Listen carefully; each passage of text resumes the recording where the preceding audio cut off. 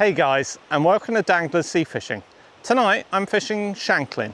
Now let's get fishing. Daddy's going fishing. Not again. Pick up the rod and tie your line. Dangler's here, it's fishing time. Cast it out and feel the breeze. Watch the water dance with ease.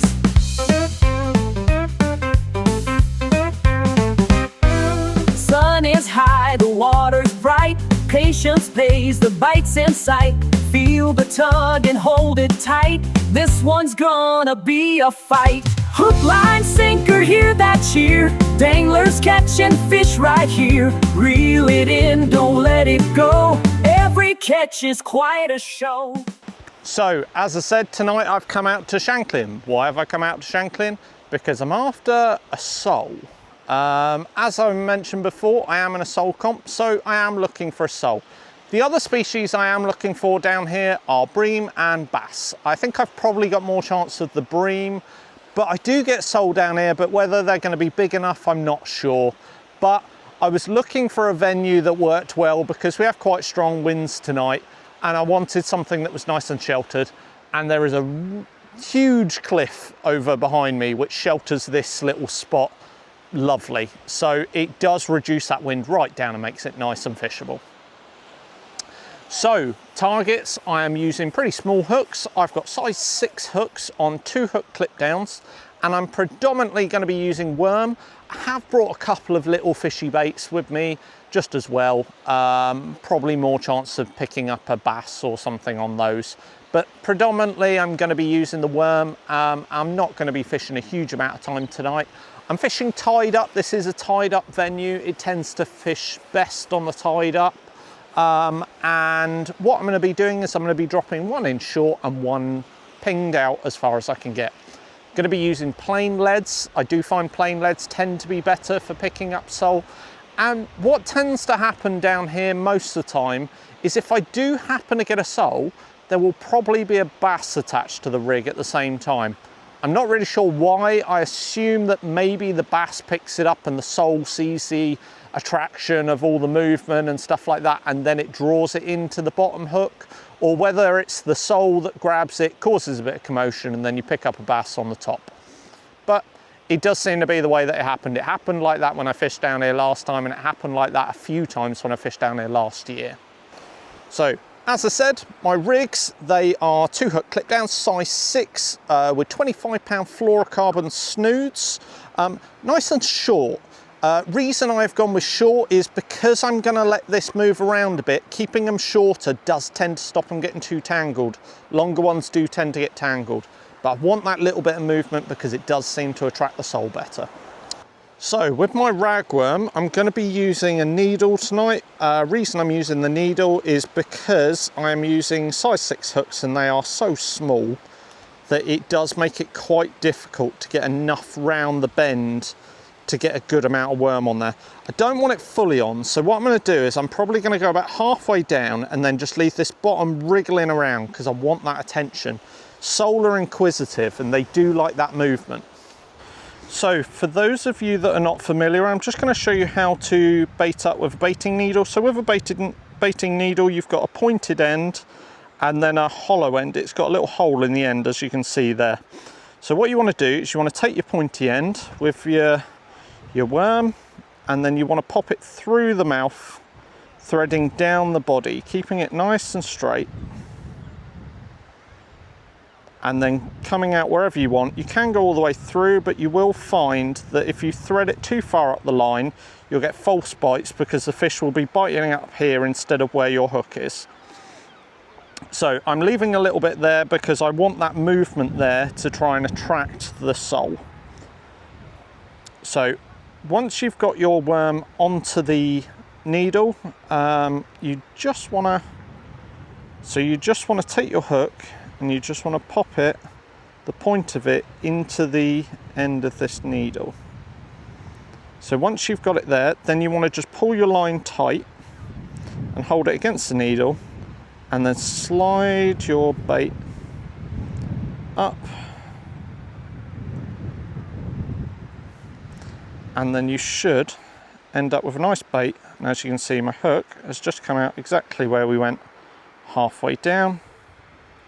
And then that is going to be clipped up, ready to go. So there we are, our baits are in the water. I've got the right hand one is dropped in fairly short, not too far, and the other one's probably double the distance further out. So the one on the left is further out and the one on the right is shorter in. Reason I do that is down here, sometimes at distance, that's where you get the better fish during the bottom of the tide. As the tide comes in and you get a bit more movement and rollers, you do get a lot of fish come into this closer region. They come in. As I'm stood here, I can see worm casts coming out anyway. So the fish are obviously feeding in on those worms that are popping up as that tide is pushing in. So when you are sole fishing like this, don't be afraid to give it a bit of a movement every now and then. That little bit of movement can just attract a bit of extra attention and bring them onto the feed. But don't be worried about dragging that lead with you a few times or giving it a wiggle or something. Sometimes it just helps it, stops it being bedded in. So just brought that first bait in. I'm just going to pop some fresh worms out. That was the one that was at distance. There was a little bit left on there, but not much. So let's get some fresh bait out, I think.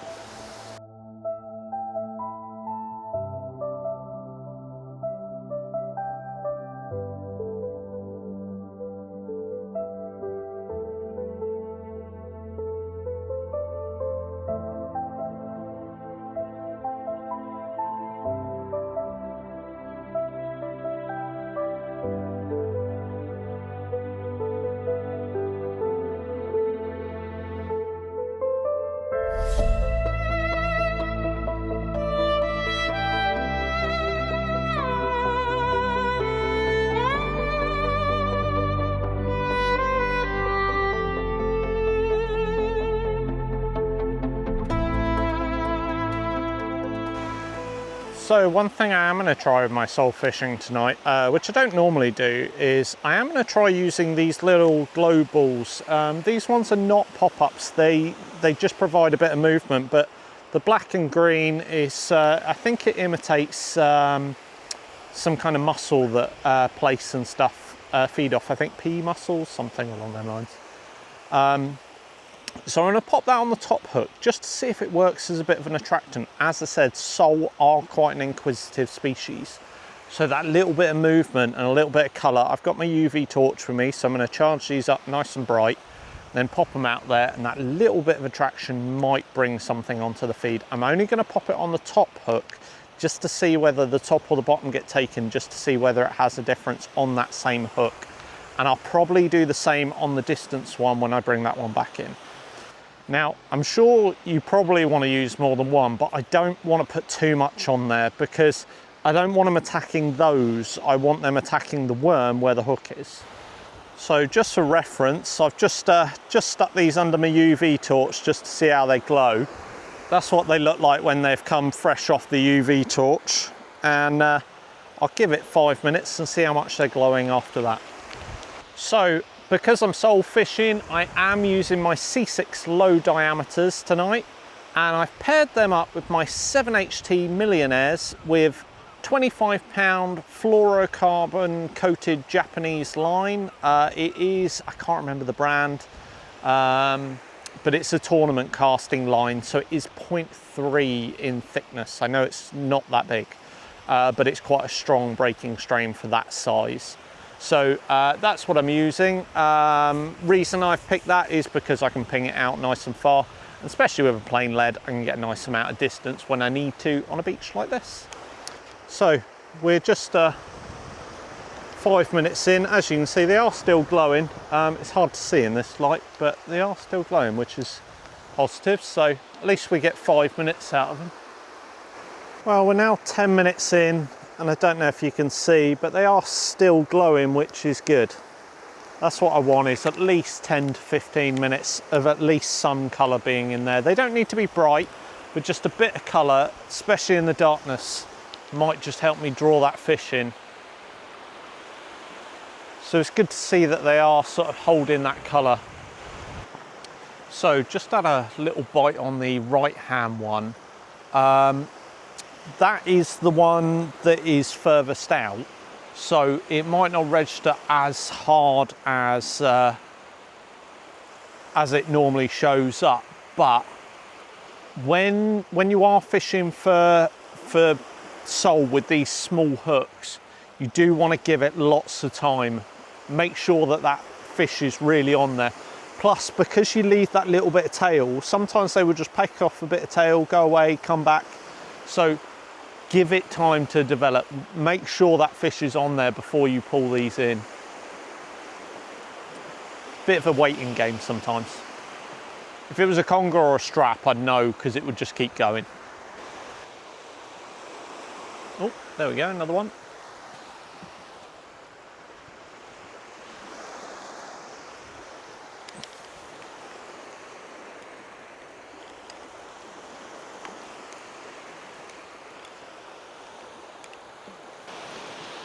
Bugger, didn't take my own advice.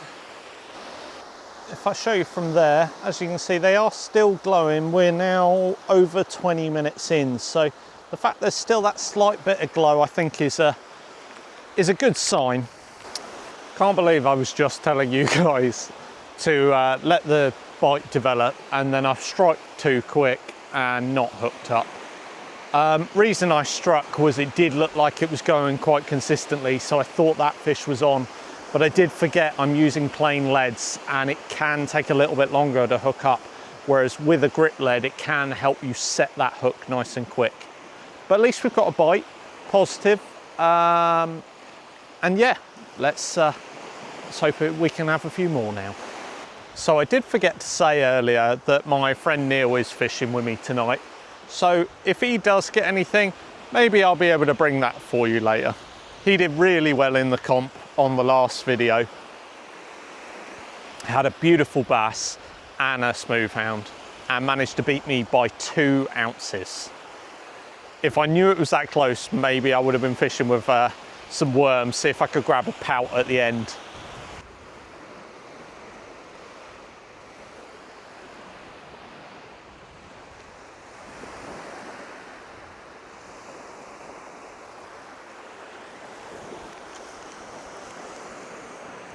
Well, there we are, guys. A nice spinny eel, but as you can see, actually fell to the one with a fresh pop-up on there. I'd literally just cast this one out, and he's fallen for the one with a pop-up rather than the one without. So 1-0 to the, well, it's not a pop-up, the glowy beady thing. Let's call it that.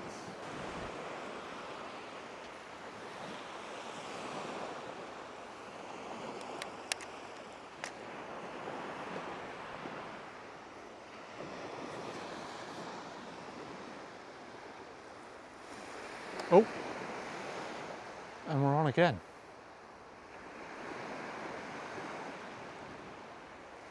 Well, that was being attacked just as I was tightening it up.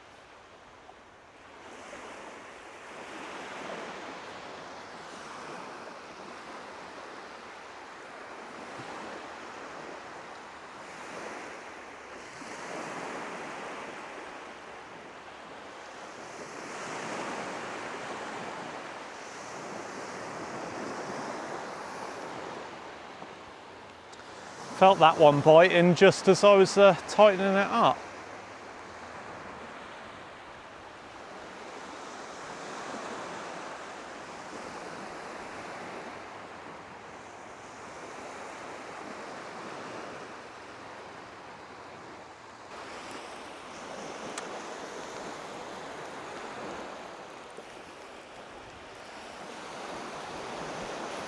I missed it, but it was on the little glowy thing again. You can tell because of the state the worm is in. But what I'm going to do is I'm just going to tidy these up. I'm going to re-glow it, hit the water again and see if it goes again.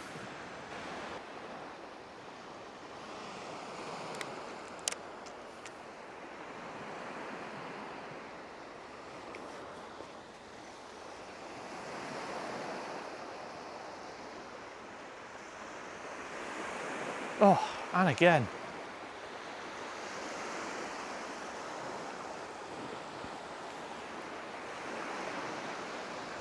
Something is definitely attacking that little glowy thing, because it is getting bites so quick. Look, and again. It's got to be on.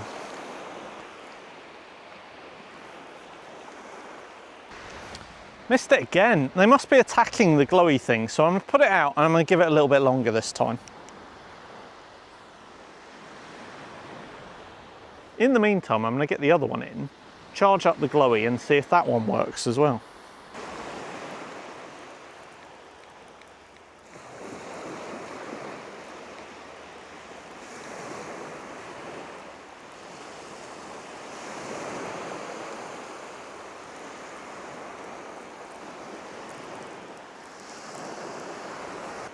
I know that rod is going. I'm just trying to let him develop, see if I can hook up this time.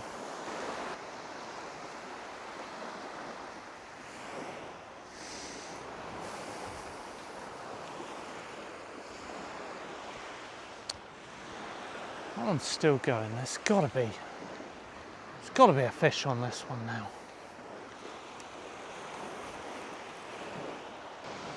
Well, we definitely hooked up this time. Double shot of pout. That might be why we're getting hit so quickly. So it might have been pout. That might explain why I was being hit quite so quickly, was there must have been a shoal of pout out there. We'll have to see if that continues on whether we hooked up, but because we do have two hooks out there, we'll leave them out there a little while and see if we can double hook each time. As I was explaining before, stuff like sole and bass, they are drawn in by attention, so it might give us a chance of picking one of them up if a pout is acting in distress or waving things around.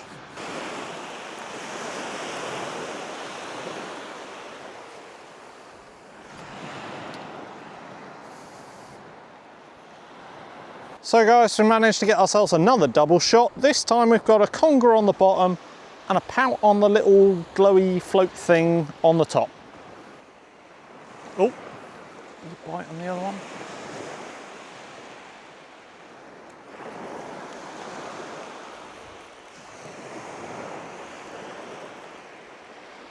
Oh, this feels a better fish. This does feel a better fish. Wow, another eel, slightly bigger this time. Again, falling on the floaty one, I think. It's hard to tell because he's managed to tangle himself up in both. Yeah, there's the other hook, so he's on the floaty one.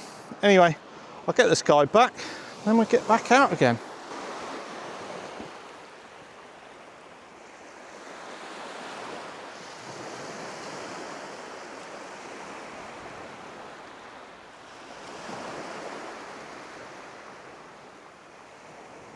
And that one's got a bite already.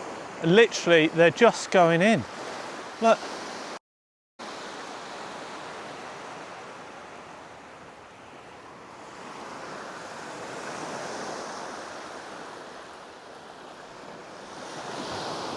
Yep.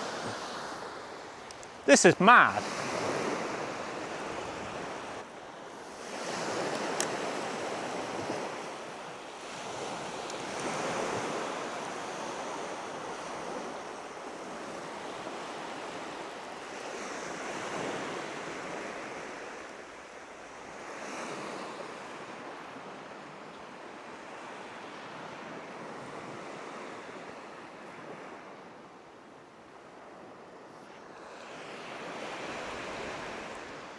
Now, I realised that one was going while I was putting the other one out. Look, there it goes again. This is crazy, there must be so many fish out there.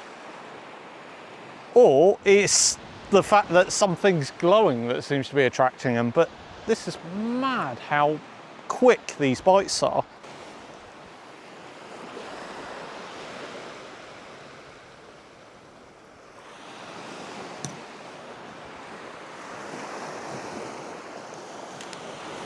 Whoa, that is actually the smallest conger I've ever seen in my life.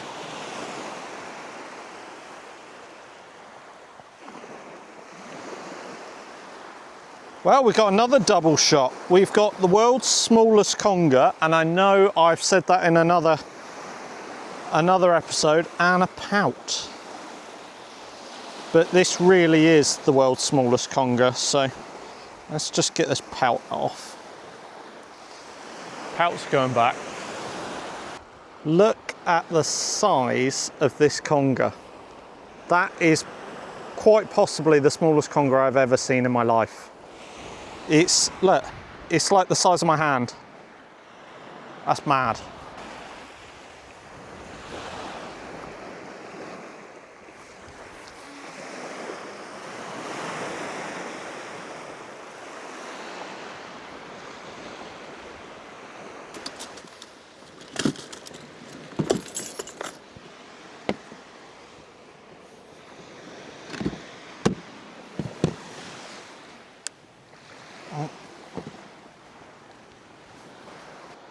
Double shot of eels.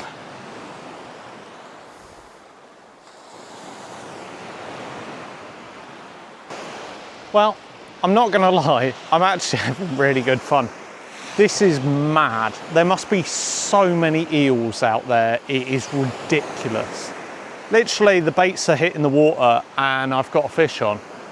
I can barely keep up with it. I've had double shots and all sorts now. It's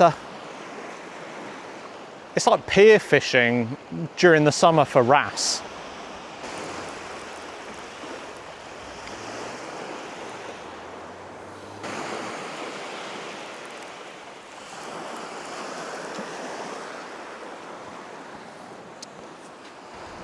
Another one of those little sand eel sized congers.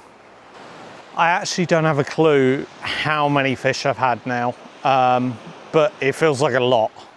Feels like I can't even keep it in the rod rest.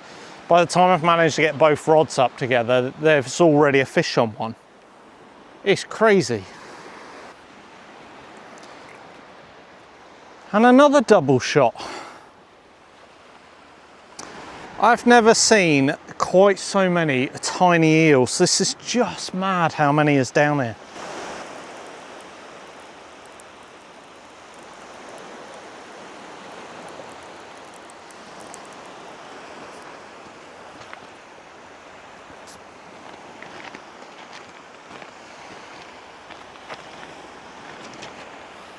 And another one on the pop-up. Not that I think it makes any difference anymore, because I'm just catching them on everything.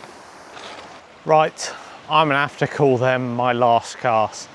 This has been absolutely crazy. I've completely lost count of how many fish I've had. I even stopped showing you guys. I was just unhooking them and sending them back, but there must be so many eels out there, it's ridiculous. Anyway, if you are enjoying my videos, please don't forget to like and subscribe, and until the next video, I'll see you then.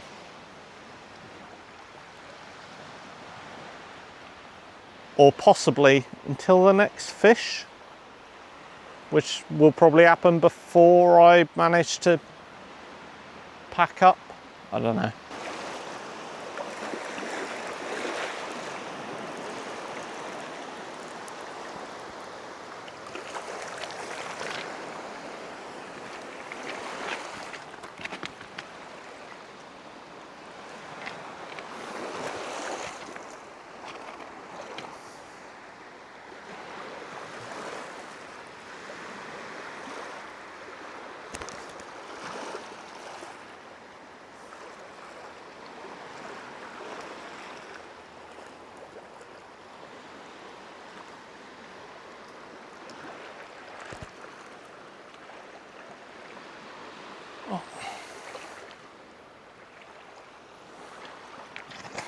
Well, a pout on that one. I think I was getting a bite on the other one, but different species.